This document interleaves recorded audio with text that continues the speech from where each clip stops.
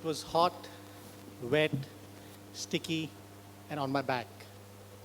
For those watching with kids, don't worry, this is not the dirty story.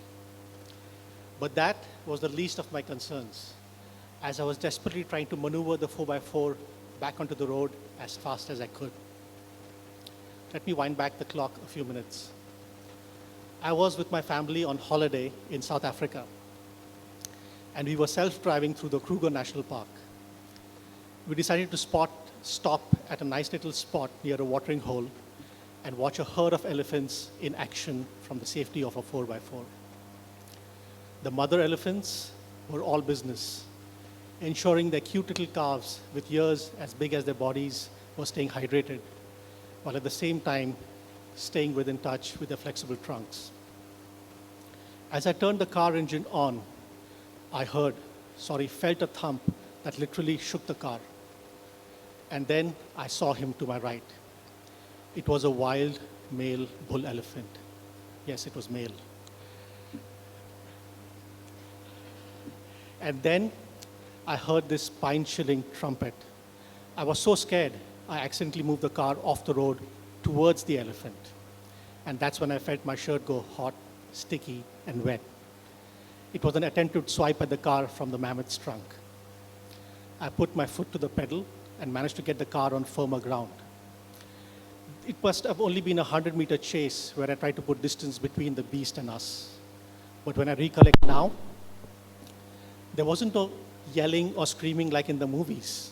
Everyone was coiled tensely in the car, holding on to whatever they could. The back of the seat, the door handle, or in my case, the steering wheel. We were back at the camp, congratulating ourselves on a lucky escape.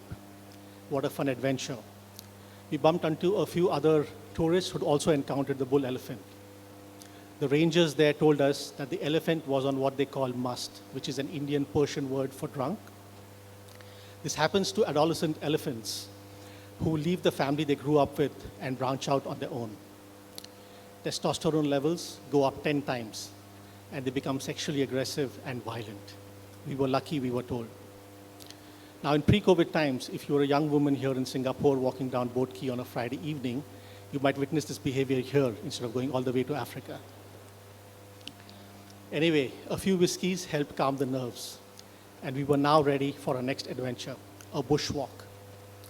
We were up early at 3:30 a.m., and with a couple of other tourists, we were on a bus to the middle of the bush. We were accompanied by two rangers, Joe and Roger. We got down from the bus and formed a single file to walk into the bush. Joe and Roger at either end with double-barreled rifles strapped to their shoulders. This could be dangerous.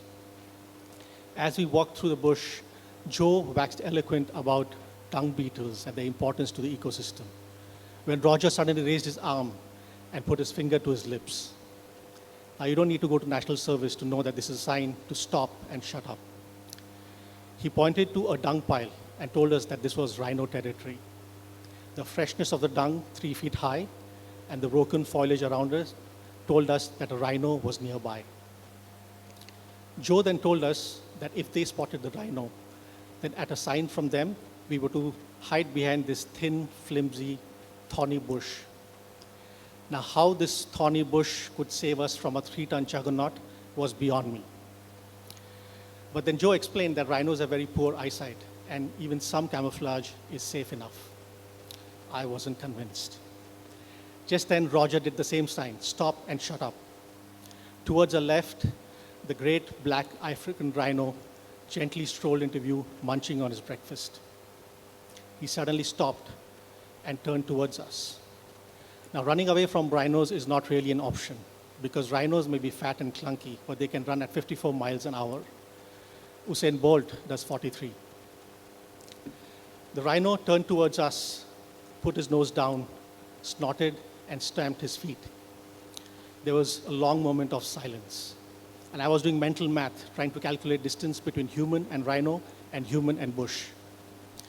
But there was a sudden rustling of leaves. The wind changed direction.